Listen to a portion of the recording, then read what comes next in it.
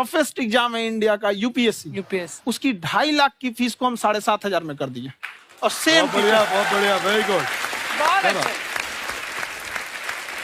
और इंडिया के सबसे बेस्ट टीचर के साथ जो भी हैं वो अपने सब्जेक्ट में उससे बेस्ट इंडिया में कोई नहीं। और इतना के बावजूद ऐसे हम लोग को लगता होगा 7,500 बहुत कम है। एक लड़की ने कहा कि सर शाम वाले बैच को ना मॉर्निंग में कर दीजिए। हम कहे बाबू तो इतना सबके इंडिविजुअल से तो बैच ट्रांसफर नहीं, क्या प्रॉब्लम है? उसने कहा ना शाम में हमको दूसरे के यहाँ बर्तन मांजने जाना होता है। तो हम लोग को लगता है कि जितना ये तकलीफ इससे कई गुना ज्यादा है। और कई बार तो ऐसा लगता है कि वो भी ना ले। एक लड़का बेचारा नदी से बालू निकालता था और वो बालू को भरता था, फिर नाव बालू को किनारे लेके बेचती थी और वो बालू भरता था, उससे मेरी फीस ले आया। हमारा हाथ कांप गया, हम कैसे फीस ले लेंगे यहाँ पर। बहुत बढ़िया। उसी दिन हमने ये प्रण लिया था कि भारत का कोई भी बच्चा उसके सफलता में पैसा उसकी बाधा नहीं बनेगी, चाहे उसको जितना भी पढ़ना रहे यहाँ पर। क्या बात। और अर्चना जी, मैं इनके बारे में एक बात, खान सर आपके बारे में मैं एक बात कहना चाहता हूँ। इनका जो स्टार्टअप है ये बूटस्ट्रैप्ड है। अच्छा, मैं साधारण भाषा में बता देता हूँ, ये सेल्फ फंडेड है। इन्होंने अभी तक किसी और से पैसा नहीं लिया है। ये इन्वेस्टर के पैसे से नहीं, इन्होंने खुद इसको बिल्ड किया है। और बल्कि इतना स्ट्रॉन्ग स्टार्टअप है ये कि मैं कहूंगा कि अगर इन्वेस्टर्स को इन्वेस्ट करना हो तो मैं इंडोर्स करता हूँ ऐसे स्टार्टअप्स को। यही सब चीजों को देखते हुए कई लोगों ने धमकी भी दिया था वहां पर। अच्छा। और उसके बाद बम चला दिए और 7-8 बम चला दिए और कुछ ब्लास्ट हुआ। एक बेचारा नया लड़का आया था एडमिशन लेने के लिए, उसकी स्कूटी उड़ा दिया। वो आया था, कहा कि सर हम तो पढ़ने आए थे, हमारा स्कूटी उड़ गया। हमारी ऑफिस उड़ा दिए सब। एक तो पास में आके गिरा और नहीं फटा वो।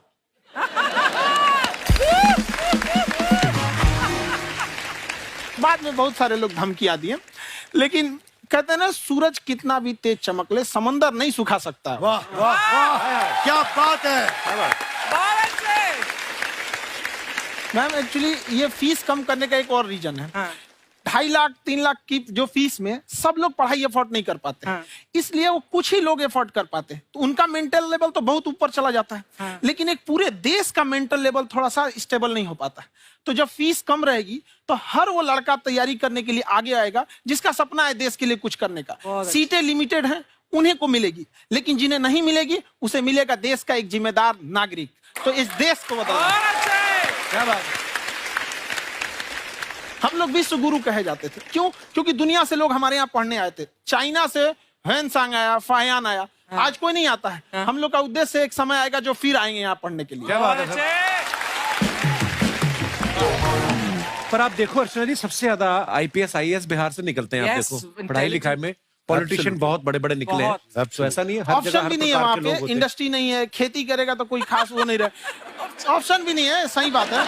बिहार की मिट्टी में एक चीज है, जिद तो बहुत जबरदस्त है। कुछ भी नहीं रहेगा तो सब कुछ पाने का उसको जिद रहेगा, करके भी दिखा देगा। वहाँ पे कर देंगे हम यहाँ पे। विवेक सर, आपके बारे में हमने सुना एक बार आप संन्यास लेने चले गए थे। कौन वापस लेके आया आपको? फिर कहाँ तक पहुंच गए थे आप? नहीं, मैं एमबीए की पढ़ाई के बाद मैं ये सोचा था कि अपना जीवन भगवान की सेवा में समर्पित कर दूं। अच्छा जी। बहुत साल मैं वृंदावन में रहा था और गुरुकुल में रहा था। अच्छा। और वहाँ सेवा करना, बहुत अच्छी शिक्षा मिली। मैं बोलता हूँ मेरी असली एमबीए वही थी, मोस्ट ब्यूटीफुल एसोसिएशन। वाह। और मैं वहाँ भगवत गीता पढ़ी, जहाँ मुझे गीता से लगाव हुआ। तो मेरे गुरुजी का आदेश था कि आप भगवत गीता को बिजनेस मैनेजमेंट के साथ जोड़ के देश दुनिया में बताओ। मेरे को लगा बड़ा मुश्किल काम है। मैंने बाद में देखा कि डॉक्टर स्टीफन कॉवी, जिनकी किताब है 7 habits of highly effective people, आप सबने पढ़ी होगी। उन्होंने बोला मैंने 7 हैबिट भगवत गीता से लिए। और हमारे देश के लोग ऐसे हैं जो मेरी किताब पढ़ते हैं, जो कि 3.5 मिलियन कॉपीज बिक चुकी हैं, और भारत में भगवत गीता नहीं पढ़ते। तो मुझे लगा कि मैं गीता विद मैनेजमेंट के ऊपर आकर के बातचीत करूं। मुझे लगा बहुत कठिन होगा, पर मेरे गुरुजी का आदेश था कि कठिनाई आपको तभी तक दिखेगी जब कठिनाई को देखोगे। तो एक छोटा उन्होंने मुझे बताया, पूछा कि इस कमरे में लाल रंग कितनी जगह है, देखो आप भी एक बार जरा देख के बताओ। 7-8 जगह लाल रंग दिख रहा है यहाँ पे आपको? 1 ये 2, वो लाल रंग टी शर्ट पे 3 4 5, ये लाल हो गया 6, उधर लाल हो गया 7, एप्पल लाल, बिल्कुल ठीक 7। पर जब आप लाल रंग ढूंढ रहे थे तो क्या आपको हरा रंग दिख रहा था? Yes no? नहीं। जब आप लाल रंग ढूंढ रहे थे तो क्या आपको काला रंग दिख रहा था? Yes no? नहीं। नो। जिंदगी भी ऐसी है, जो ढूंढोगे वही मिलेगा, बाकी कुछ नहीं मिलेगा। तो उन्होंने कहा कि आप इसी सोल्यूशन पे फोकस करो और गीता के मैसेज को पहुंचाओ। तो मैं बिजनेस मैनेजमेंट के प्रोग्राम्स कॉर्पोरेट्स में करने शुरू किए, क्योंकि गीता पहला मोटिवेशनल सेमिनार जो पृथ्वी के इतिहास में कपिल जी हुआ, वो कृष्ण ने दिया था। पहले मोटिवेशनल स्पीकर इस पृथ्वी के इतिहास के कृष्ण थे, जिन्होंने अर्जुन को रणभूमि में मोटिवेट किया था। बड़ी पेशेंस कृष्ण ने अपने लीडरशिप क्वालिटी से दिखाई, वो मुझसे मुझे बड़ा इंस्पायर किया, वो चर्चा ने इंस्पायर किया और डिस्कशन ने इंस्पायर किया। तो उस डिस्कशन को मैं आज भी लेके चलता हूं अपने साथ। कहां सर, हमने सुना है आप 5 स्टार में रुके थे कल और नीचे जाके वड़ा पाव खाने गए आप रेहड़ी पे। एक्चुअली क्या है ना कि वहां जो चीजें सीखने को मिलती है ना, खाली पेट और खाली जेब इंसान को जो सिखाते हैं वो किसी यूनिवर्सिटी कॉलेज में नहीं सिखाया जाता। और गरीबी बड़ा बेशरम चीज होती है। तो कहते हैं कि मौत भी तू जल्दी आया कर गरीब के घर में, कफन का पैसा भी खर्च होता है दवाइयां खरीदते खरीदते। हाय हाय हाय, क्या बात है। और खान सर की खासियत ये है कि जिसको तो पढ़ना है, जिसको एजुकेशन चाहिए, वो तो इनका वीडियो देखते हैं। लेकिन वैसे भी कई लोग, जैसे अर्चना जी बात करी थी, कहती मैंने जब देखना शुरू किया तो मैंने बैक टू बैक इतने सारे वीडियोस देखे, क्योंकि आपका जो तरीका जो बोलने में, एक तो इनकी जो टोन है पढ़ाने में, और साथ साथ में जो ह्यूमर आता रहता है, तो उसकी वजह से और भी इंटरेस्टिंग हो जाते हैं आपके वीडियो। शुरुआत में हम लोग जब स्टूडेंट लाइफ में थे, या हम कई स्टूडेंट को भी देखते हैं, वो बेचारे जब थक जाते हैं तो आपका शो देखने लगते हैं। तो शुरू में हमको लगता था जब कि अरे यार हमारी पढ़ाई उसके लिए है, लेकिन पढ़ाई में थक जाता है, शो देख के नहीं थक जाता। हाँ। तो हमने सोचा दोनों को मिक्स कर देते हैं। तो हमने उसको, और आज आपको पता नहीं हमने भी यही किया है। मिक्स करने। हमारे एजुकेशन सिस्टम में 2 कमी है। हाँ। एक एजुकेशन की, दूसरा सिस्टम की। आप पटना से हैं ना? हाँ। हमें भी पटना पसंद है। बस कोई पटाने वाला चाहिए। नहीं, मजाक नहीं कर रहे हैं। आपका जो चैनल है, हम दिन में 10 बार आपके चैनल को सब्सक्राइब करते हैं। दिन में अरे हाँ, और बेल आइकन तो हम इतना जोर से दबाते हैं कि बाकी यूट्यूब वाले बाहर निकल के देखते हैं कि ये कौन है जिसने इनका चैनल इतना जोर से दबा दिया बेल आइकन। बुढ़िया, तो शर्म नहीं आती है? आते ही फ्लर्ट शुरू कर दिया ना तूने। तो जाते हुए करते हैं क्या? विवेक जी नमस्ते। आपसे एक काम था छोटा सा, कर देंगे आप? ये क्यों करेंगे? नहीं, गुरुजी हमेशा अपने वीडियो में कहते हैं कि विवेक से काम लो, विवेक से काम लो। विवेक मतलब दिमाग से काम लो आप। हाँ, तो विवेक जी अपने दिमाग से ही काम लेंगे। बहुत दिमाग है उनके पास। ये देखिए, जो आदमी, आपको मैं बताइए, जो आदमी बिना फिल्म किए कपिल शर्मा शो में आ गया, कितना दिमाग होगा उसके पास। लेकिन एक बात है जिसकी वजह से हम आप तीनों से नाराज हैं। क्यों? क्या बात? हर चीज में मोटिवेट मोटिवेट मोटिवेट क्या होता है? सच कह रहा है, जब भी ये शब्द सुनते हैं हमें लगता है कोई हमें चिढ़ा रहा है। मोटिवेट बदल दीजिए ना, खाली मोटिवेट बोलना ही क्यों जरूरी है? कुछ और कीजिए। रोटी वेट, छोटी वेट, पतली वेट, कुछ भी बोलिए, मोटिवेट हटाइए। तो गुड़िया, तू भी एक्सरसाइज किया कर ना, देख डॉक्टर साहब ने कितना वजन कम किया है, तू भी कर ले। ठीक है, फिर मोटिवेट से ही चला लेंगे। लेकिन मोटिवेशन कोई बुरा बात नहीं है। हमारे दादाजी भी वैसे बहुत मोटिवेट करते थे। हाँ, एक बार तो तालाब में डूब रहे थे हमारे दादाजी। हमारे पास रस्सी भी था, ट्यूब भी था, फिर भी हम अपने दादाजी को बचा नहीं पाए। क्यों? क्योंकि हमने उनकी ओर तिनका फेंका ना, वही कहते थे डूबते को तिनका का सहारा काफी। नहीं लगा सहारा, दादाजी बुड़बुड़ बुड़बुड़ बुड़बुड़।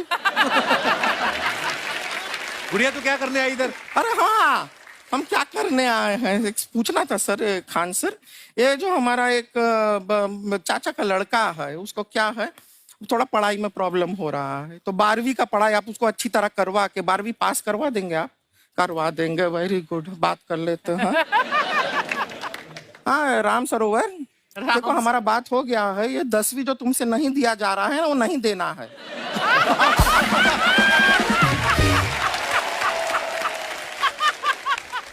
टेंशन नहीं है, 10वीं का खान सर से बात हुआ, ये सीधा 12वीं पढ़ा के पास कर देंगे। अरे ऐसे नहीं होता, पहले 10वीं पास करनी पड़ेगी, फिर 12वीं होगी ना।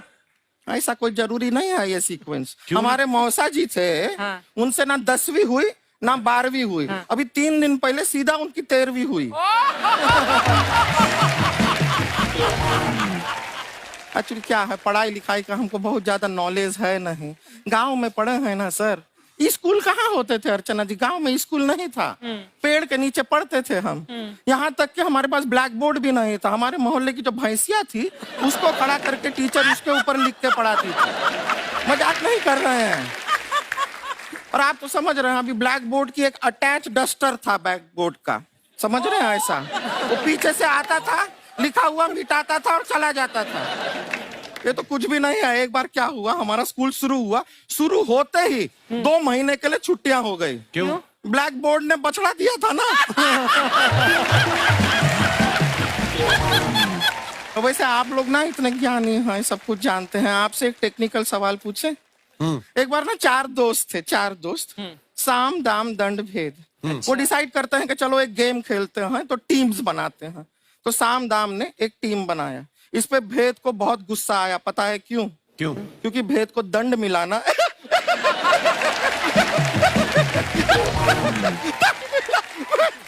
ये सिर्फ हंसती नहीं है सर, थोड़ा सा पेट्रोल पिला दो स्टार्ट भी हो जाती है। इतना है कि और भी बता दीजिए, जब हम बीमार होते हैं हम डॉक्टर के पास नहीं मैकेनिक के पास जाते हैं, और डिटेल दे दीजिए। ऐसा कुछ नहीं है सर, ये बोलते हैं खाली। लेकिन अभी एक रिक्वेस्ट था सर, हमारा एक भाई है, पुरुषोत्तम नाम है उसका, वो गांव से आया हुआ है। आप लोग थोड़ा उससे सब बातचीत करेंगे, थोड़ा उसको प्रोत्साहन देंगे। और शर्मा जी, आपसे भी एक रिक्वेस्ट था, आपसे हमने कभी कुछ मांगा नहीं है। पुरुषोत्तम आएगा ना, एक बार बस उससे कह दीजिएगा, पुरुषोत्तम तुम कितने हैंडसम हो। मैंने देखा ही नहीं अभी तक। तो देख के बस बोल दीजिएगा तुम ठीक है। कितने हैंडसम हो, ऐसा बोल दीजिएगा प्लीज। ठीक है। हम बुला लेते हैं पुरुषोत्तम।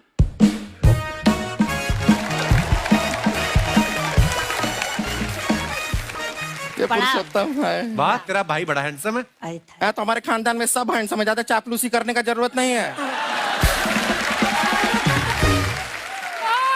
देखा हमारा यहाँ पे कितना चलता है। एक नंबर दीदी, एक नंबर। सब लोग हैं, नमस्ते कर दो। ये बड़ा अच्छा लड़का है, गांव में ना भैंस चराता है, इसको थोड़ा मोटिवेट कीजिए ना। नहीं तो मतलब भैंस चराता है तो मोटिवेट करके क्या होगा, शेर चराएगा बाद में। अरे शेर चराएगा तो शेर इसको चर नहीं जाएगा। नहीं नहीं, ऐसे हम खाली कह रहे हैं, तुम्हारा चेहरा थोड़ा बकरी जैसा है ना, तो वैसे ये सब बड़े बड़े लोग हैं। इनको बताओ कहा क्या बनना चाहते हो जीवन में आगे? HR। HR? अरे वाह, देखे कोई बड़ा कंपनी में ह्यूमन रिसोर्स का काम करेगा ये। अरे HR मतलब दीदी ऋतिक रोशन, टिनी टिन टिन टिनी टिन टिन। ना जूता पहनने का काम किया करो, जूता खाने का नहीं। काम किया है, कुछ बड़ा किया है लाइफ में? किया है ना दीदी, एक बकरी के बच्चे को बड़ा किया है। तो क्या जिराफ बना दिया बकरी के बच्चे को? अरे कुछ अलग किया है। हाँ दीदी, अलग किया है। वही बकरी का बच्चा भैंस का दूध पीने जा रहा है, तो हमने उसको अलग किया है। इससे नहीं होगा, मैं रहने दो, इधर आओ। ये देखो इतना बड़ा बड़ा लोग बैठा है, इनके सामने ऐसा बातें करोगे? इनसे मिलो, इनसे मिलो। विवेक जी तो कितना मार्केट के बारे में भी जानते हैं, मार्केट का कोई सवाल पूछो इनसे। सर परसों जो है मार्केट में हमारी साइकिल गायब हो गई, आपने देखा है क्या? हमारी साइकिल गायब हुई ना, हाँ। इसलिए दिमाग से पैदल हो तुम। पैदल समझते हो? हाँ। चल लोगे? 20 कदम चलोगे? हाँ। हाँ, घूमो जरा, अभी 20 कदम चल के दिखाओ। निकलो।